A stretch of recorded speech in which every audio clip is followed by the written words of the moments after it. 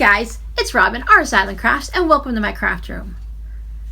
If you saw my Whip It Wednesday video, you saw that I had started making some selvage pouches. I had so much fun that I thought I'd go ahead and make some more this week, and I'd give you guys a little Stitch With Me tutorial on how to make them. These are fully lined, no exposed seams. So if you have some selvages, a zipper, lining fabric and batting, a little bit of thread, you're all set to go.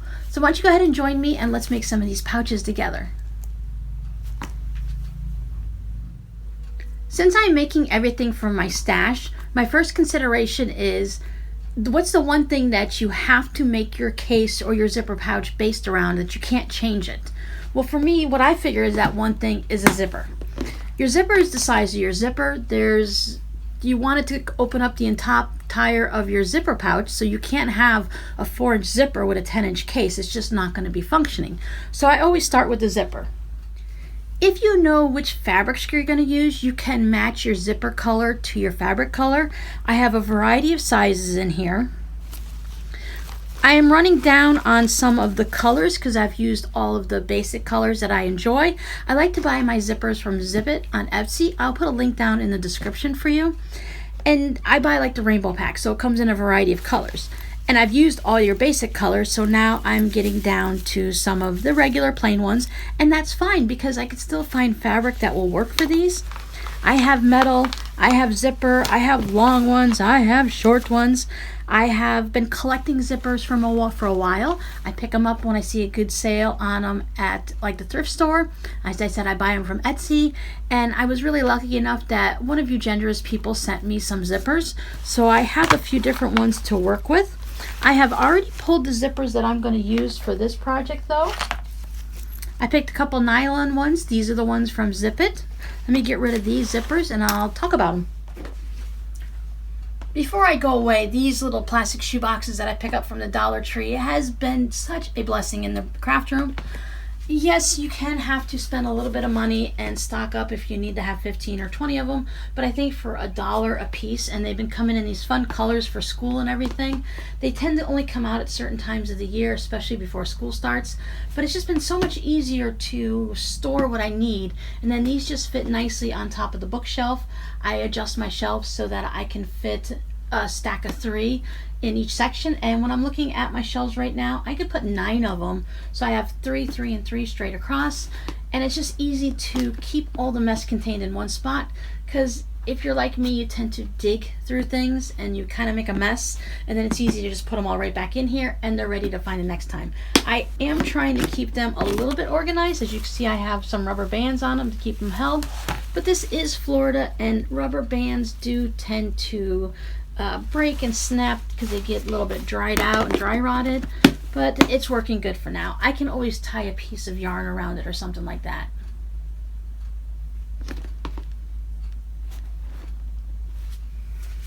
Okay, back to today's project. So I have my zippers, and these zippers, there's this thing about measuring zippers. When you have a zipper and you look at it, you're like, oh, well, this is the whole length of a zipper from here to here. Let me measure it, and oh, this looks like it's an 11-inch zipper, but that's not how they measure zippers. They actually measure zippers from the metal tabs, the metal stoppers. Even with a plastic zipper, you're going to have metal stoppers on it, and they measure it from there to there. So this one actually is a 10-inch zipper. Just a little bit of information in case you're not sure how they do the zippers. So for the one I'm doing today, we're going to like almost totally freeform it. So we're going to build our pouch to our zipper. So this zipper is 10 inches. And the reason I like to know what my zipper size is first, other than knowing, you got to know your zipper, is I want, since this is a 10-inch zipper from stopper to stopper, I kind of want to make my pouch smaller. That way I don't have to deal with any of these metal stoppers on the ends. It just makes it easier if you build a pouch using a longer than necessary zipper. Now, there are going to be some situations where you're going to need it at a specific length, but for things like this, I start with a longer zipper. So this is a 10-inch zipper So I want to make sure that my project is going to be narrower than that. So as a 10-inch zipper, I want to cut some batting at 9.5 inches wide and 7.25 inches high. Now I'm going to trim that down just a little bit. I'll probably trim it down to maybe 7 by 9, 9 by 7. I'm not sure. Is it supposed to be width then height? So I'm going to trim it down to 9 by 7 afterwards. So I'm starting out with a little bit larger than I need, because as we know, when we're starting to do as a quilt as you go method and we're stitching anything down onto batting, it tends to shrink and get a little bit out of shape and stuff like that. So that's, oops, sorry guys. So that's why I'm going to start with a little bit larger, and then I'm going to trim it down. I picked out 2 zippers because I'm going to go ahead and make 2 pouches. I find it easier, just as easy to make 2 pouches as it is to make 1. Now, granted, if I make 10, it's going to take longer. You know, I do crazy things like that. But I'm going to work on 2 this week. We're going to work on the 1 together. So what I did is I went ahead and I got 2 pieces of my batting. I cut them the same size. I went to my little scrap bin of batting scraps. I don't need to go into a big like king size or twin size roll of batting. I can just go ahead and use the scraps that are left over. Sometimes if you're trimming up the side of a quilt, you might have a piece like this. I will put a link up on how to franken-piece batting if your scraps are smaller than what you need. For a little pouch like this, we can go ahead and piece our batting.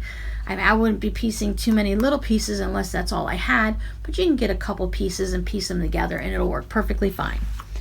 So we have a zipper, 2 pieces of batting. Normally when I'm working on pouches like this or anything that I'm going to do as a quilt as you go, I like to make the project first and then get the backing or lining if that's what I'm doing. Since we're doing a pouch, we're going to need lining fabric. But for today, I thought instead of having random pieces and dealing with like yardage or something, I'm going to go ahead and just cut some pieces off. And I did cut my lining fabric at 9.5 inches wide and 7.25 inches tall, just like the size of my batting to start with, so that I know it's going to be at least large enough. I will have to trim this down as I trim my batting down. If you want to wait, what you can do is you can work on your quilt as you go project first and then trim it down to see what size you're working on, and then cut your lining fabric. Either way, it's going to work out fine. We're just going to be trimming a small bit off of this, and I wanted to have it easier for you guys to see here. But normally when I'm working on it, I will go ahead and wait until my piece is done being quilted and I trim it down to what size I know, and then I cut it out. Either way works. It's not really a big deal either way. And the other thing we're going to need is some selvage strips. Now you guys are going to think I'm really spoiled, but there's been a few of you that have been very generous, and I was talking about saving selvages one day and someone sent me some. Now these aren't all from them. There is a bunch in here from me, but the majority is from a lovely viewer from one of my subscribers that wanted to share their selvage collection. They were making a selvage quilt, I believe she said, and she's been saving it, and she shared it with me. Very, very generous. Thank you so much. But if you're not lucky enough to have already been given selvage strips, or you can purchase them on Etsy, or you could have been already saving them yourself off of your fabric when you've been trimming it up and stuff like that. If you were like I was a little bit ago and you were just starting to collect your selvages, or you just realized, hey, Robin's got a couple of good ideas. I've seen some things online too. This saving salvages things is a great idea. I wish I'd have started it. Well, what you can do is you can go into your stash and you can go ahead and trim some of the selvages off, a few of your yardages or your fat quarters. Now, if you are the type of person that wants to remember exactly what fabric it is and you need to keep the selvages so you remember what it is in case you want to buy more. Oh, look, this one's from 1993. And it's something like this, chances are, is out of print, hard to find, and you might be able to find it on eBay if you're lucky. But you can trim off. Maybe you want to just trim off enough to do this project. Maybe trim off a 10 or 11 inch strip of your selvage. If you have like 5 or 6 yards of something, it really probably wouldn't hurt to go ahead and just trim off a foot of it or a yard of it, and then leave the rest on the bolt, and then you'll have it for later. So I took these and I just started picking through on the top, and what I want to do is I have a few more containers like this. I really like the way these are locking lids and they stay on really nice so you can carry them. I have a few more of these, and I want to go ahead and separate these selvages out of short ones, medium ones, and then the extra long ones, so that depending on the project I'm doing, I can just pull out that one, because right now I'm having to sort through and find the different lengths that I need, which is fine because come on, it's still playing with fabric and it's still enjoyable. But that's what I'm going to do one day on a rainy day when I'm not doing any sewing or knitting, and I'm just going to sit down and play and sort out my selvages. But for today, I just grabbed a handful out, pulled out which ones looked good, and started using those. So here's some of them to start with. And what I decided to do is I decided that some of my selvages were really long, and there were several of them that were long enough to do 2 pieces. So I thought I would use some of them for the front and then cut it and then use the rest for the back. You can have it so that your front and your back are exact, matchy-matchy, or maybe if you have a blue one at the bottom, you want to put the blue one at the top, or you can just kind of go crazy. I chose to go crazy. If I put one here in the center, I might put it up at the top there, put it down on the bottom here, put it in the center there, just so that I'm using similar fabrics, but they're mixed up. And I didn't use the same exact ones on the front as in the back. I used maybe a 75-25 ratio, whatever, nothing really particular. And I'm saying this like I've already made one because I have already stitched one of the pieces, but I just wanted to show you how I got to this point. So I would just go ahead and take out my selvage. Now this one here, it has a little stain on it, so I might want to avoid that part. But we're just going to pretend like the stain wasn't there. So what I did is I set it down here, and I left maybe about 1/4 of an inch off of the side, and then I just trimmed off like that. Now if I had enough that was a long enough piece, I would go ahead, say I put this one down here, and then I would trim one or use the other half and I'd put it up there somewhere. So this is the one that I've already made, and this is the one we're gonna make. So I just kept going through, and I'd start in one spot, and we're gonna overlap these about 1/4 of an inch. So I was just kind of looking to see which ones looked nice where. Like maybe I didn't want to have, oh, this is the same one that I have here, and it's also already in this piece here. So this just happens to be an extra one. I'm going to pull that out. We could have 2 of the same in there if we wanted to, but I decided not to duplicate in that sense. Then we'll just keep laying them out. I can move things around.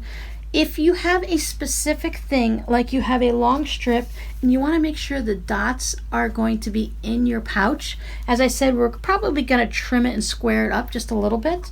So if there's a special feature, like on this one, if you wanted to make sure you had the numbers and less of this as you're cutting it out or laying it down, just make sure whatever your favorite part is, it's more towards the center. So if this number 7 with this green is your absolute favorite color, you might not want to have it right at the edge, because chances are we're going to trim that off.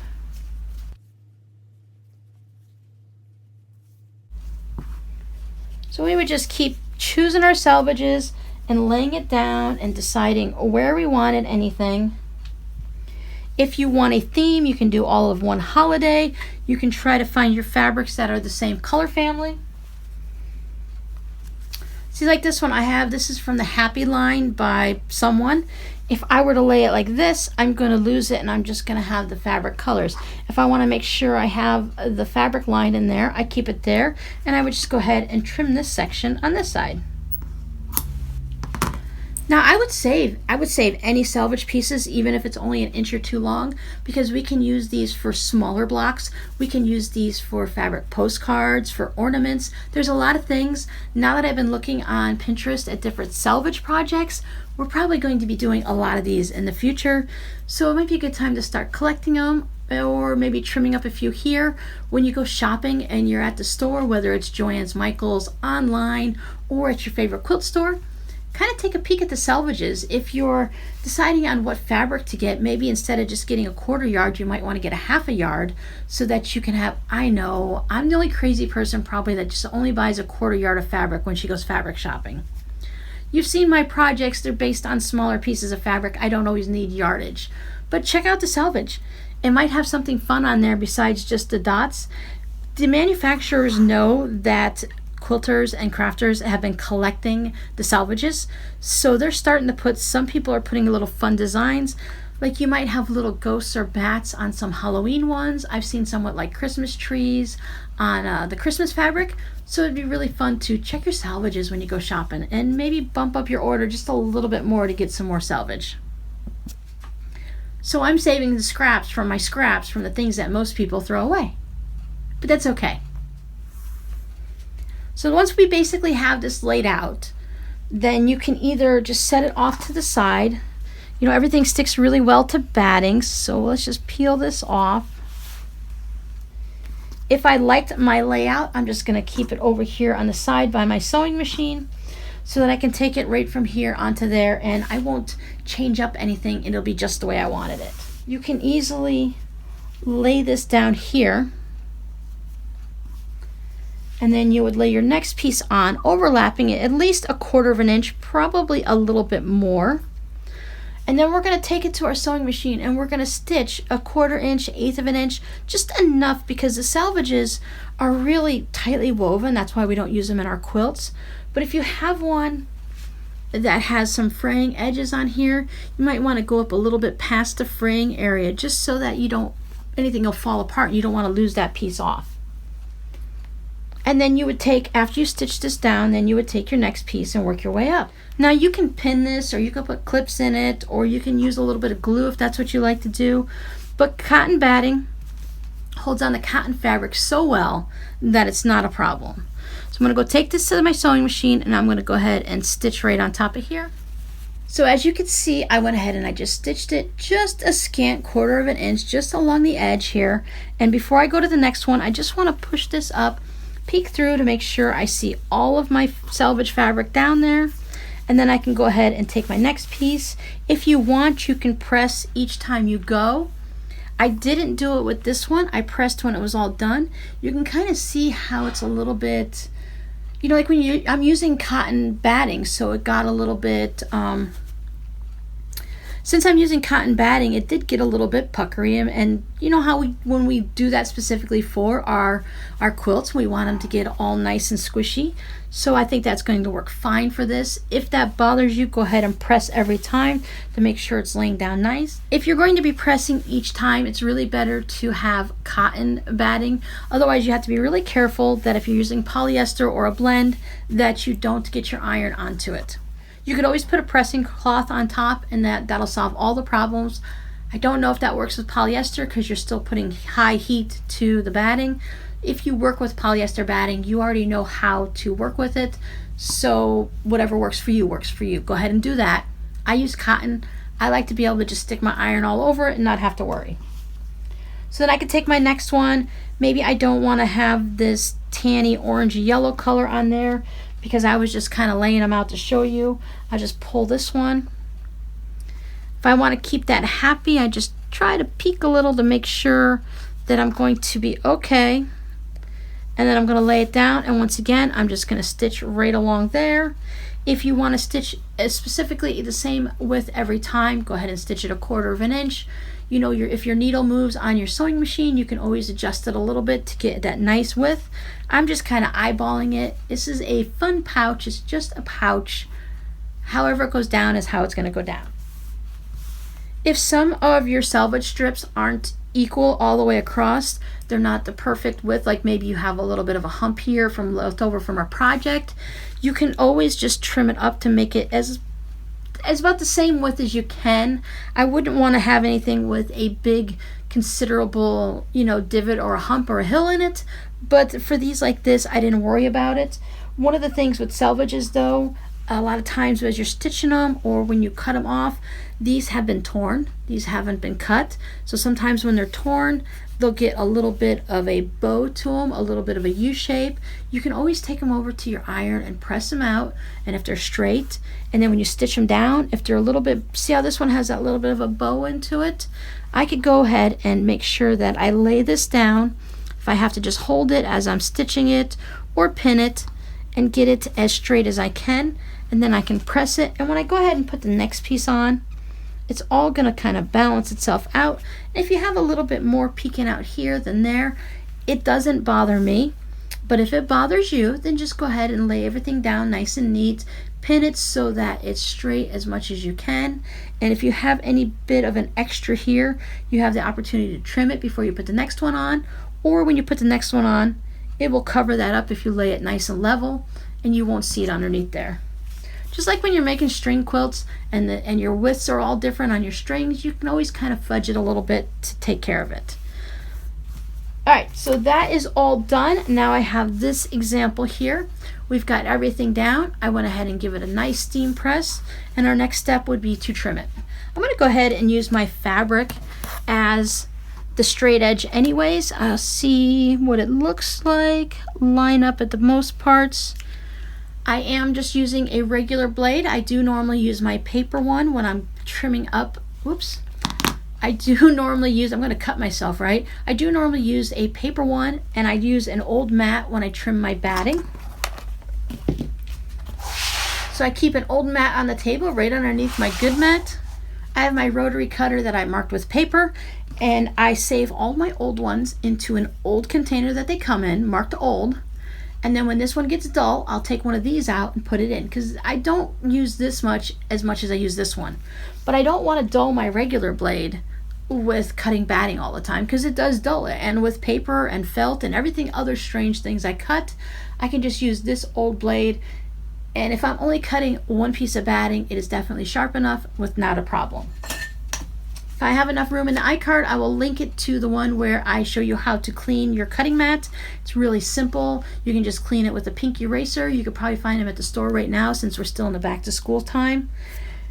I don't want to have to worry about cleaning this mat all the time. I let my old mat just get a little bit fuzzy, and after several uses, when it gets fuzzy enough, then I'll go ahead and go through and clean it. This way I don't have to slow down to stop to clean this one or worry about the batting fuzzies in here causing any skip stitches.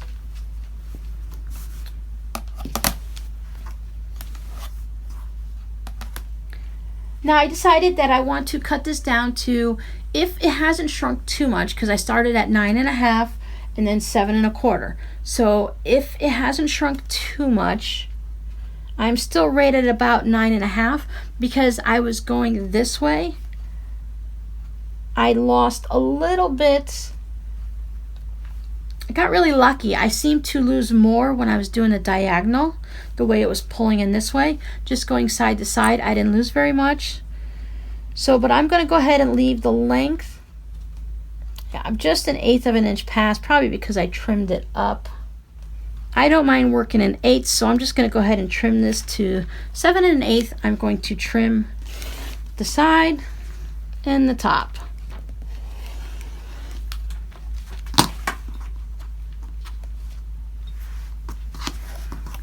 Always grab the corner and spin it around.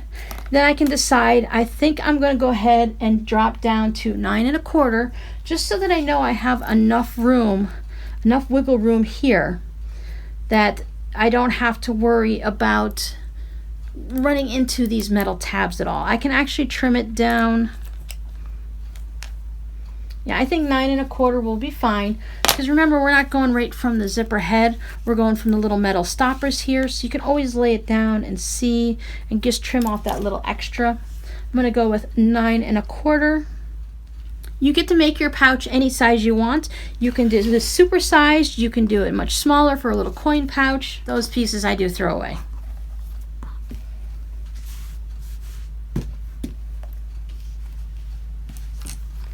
So I'm going to go finish sewing this part of the pouch up, and then we'll talk about putting it together. Now, whatever you trimmed your first panel at, you're going to need to trim your second one. So I've just gone ahead and started working on that. Now, some of you may ask, gee, Robin, you said you don't like to use your regular blade on batting, but you're going to go ahead and trim your pouches up with it? Yes, because I want to make sure. This one's a little bit smaller than that one, so I'm going to have to trim them both down so they match. This one's at 7 inches versus 7 1/8, so I'll just trim that down a little, be fine. But as I'm trimming this, I want to make sure I'm not having to push super hard to get through the batting and all the layers of selvage, since they're overlapping and stuff. I want to make sure I am being safe and not going to hurt myself, And I want my lines to be nice and straight, so I will use it on here. It will dull it a little bit, but if I decide I do want to make 10 pouches, that's 20 pieces of batting. At least half of the time I'm going to use my other blade so that it doesn't dull it as fast.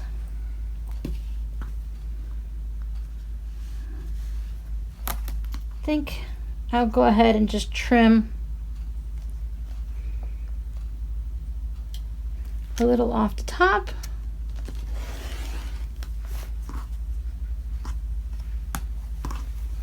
And a little off the bottom.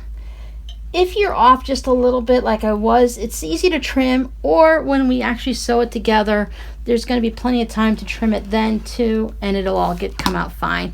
This is not making a quilt. It doesn't have to be super duper exact. You just want to be kind of as close as you can. You want to do your best and try to get it right, but it's sometimes the bags shift when you're sewing them anyways and you end up trimming them. At least that's how it works for me. Maybe I should try making my bags with a walking foot. I might not have that problem. So we have our front and back, or our back and front, and however you want to look at it. I have my lining that I now need to trim to make sure it is the same size as this. If anything, it's better to have your lining a smidge smaller than a smidge larger, because if it's too large, it's going to cause issues when you're stitching it together, and you're going to have baggy inside lining, and nobody likes to have a baggy lining.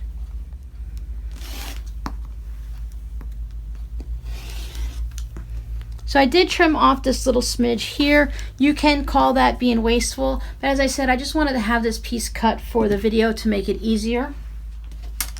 If I were making these normally, I would try to use maybe some yardage or some fat quarters that I can stack together, and that way as I make several pouches, I can cut all my linings at once and not one by one. And what I like to do is I will put my fabric out, like my fat quarter, I would lay it out.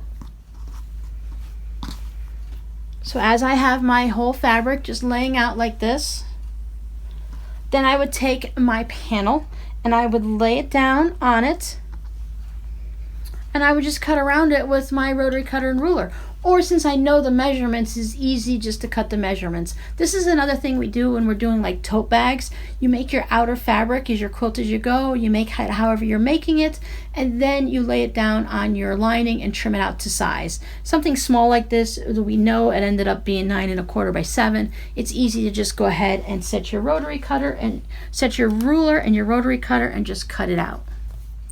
Or you can do like I did and just trim it out and then trim them up to size as you go.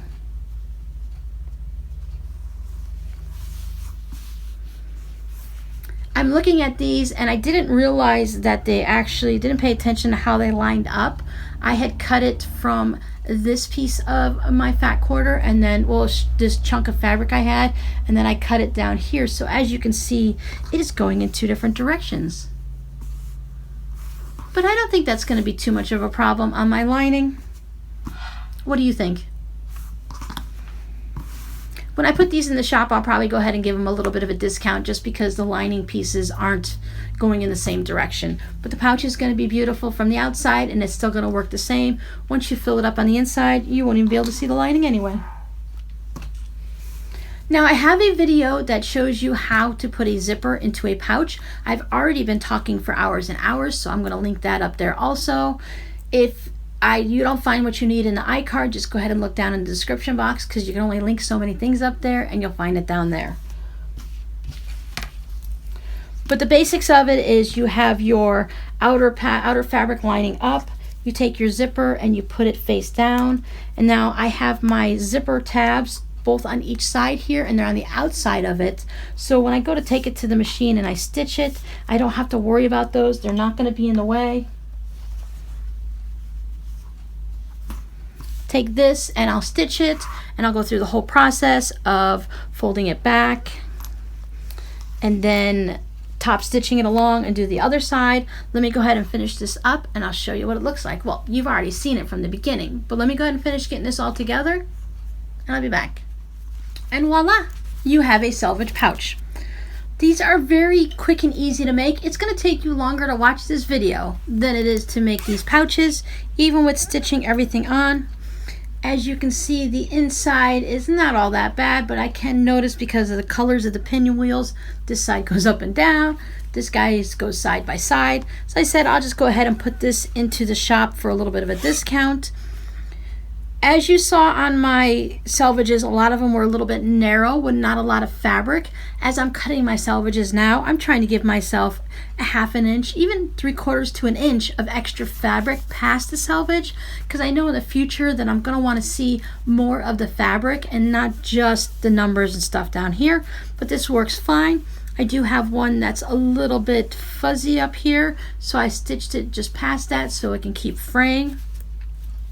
When I took these over to the sewing machine to stitch the zipper in, I noticed that somehow I managed to stitch these down and stitch these down, but I didn't stitch this one down. It was the strangest things. I don't know if you noticed it in the video earlier, but yeah, so I just went through and I added the stitching to that. It was fine. There's going to be a little bit of threads here and there fraying because that's the type of project it is. My zipper wasn't super long, so when I trimmed it off, I just had little pieces like this. I've seen some crafters save these. I tend to save them when they're just a little bit longer, and I put them in a bucket of leftover pieces of ribbon bits and stuff like that. And these work really fun for different types of projects, for cards, for journaling, and for the fabric postcards. So I have been saving those. These are kind of small, but I think I will be throwing these away. They're just basically like an inch, inch and a quarter long, so I can go ahead and toss those. You can have a lot of fun with these. You can leave your pouch flat, you can box the corners, you can do specialty stitches on here if you want. If you're worried about things falling apart or anything, just go ahead and put your first line of stitching on it, and then add specialty stitches everywhere. I really had a lot of fun making these, and I plan on making more. So if you're going to be interested in any of these, I'm going to be popping them into my shop in all different sizes, and some of them in different shapes. Now, if you like to make something like this, but you don't have the selvages, or you're really not interested in stitching with selvages, come on back next week because I'm going to go ahead and do an alternative to this. It's going to give you a similar look, but it's not going to be the same. So if you don't have selvages, or as I said, you don't like the way this looks all kind of rough and rugged and not even, we're going to go ahead and make a pouch next week that's going to look a little bit different, and it's going to be nice and neat and work with those of you who like to have everything lined up. I did lose some of my selvages down in the bottom. You saw the ones that I did previously. I had a piece of bottom fabric on it and that would stop it, but I wanted to see what it looked like all salvages. So I hope you guys had fun and enjoyed this little tutorial and stitch with me project. If you decide to make any like this, go ahead and tag me on Instagram or let me know on Facebook, and I'd love to see what you make and how you change yours up. That's it for me this week. Remember to always create with Scraptitude, and I'll see you next time. Bye.